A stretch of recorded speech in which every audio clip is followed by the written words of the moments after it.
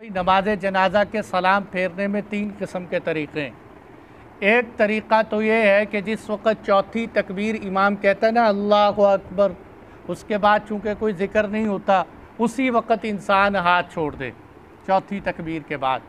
दूसरा तरीक़ा ये है कि सलाम फेरते हुए अपने दोनों हाथ छोड़ दे, सलाम फेरते हुए दोनों हाथ छोड़ दे।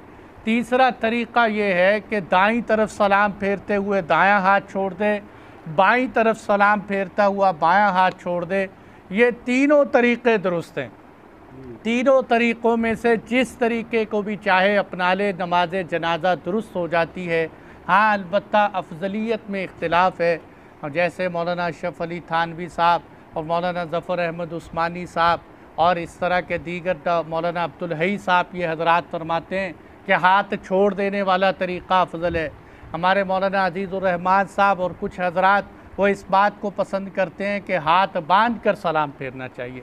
तो खैर ये बात अफजलियत की है, जायज़ नाजायज़ के एतबार से जो भी तरीक़ा इख्तियार करेंगे नमाज जनाजा दुरुस्त हो जाएगा।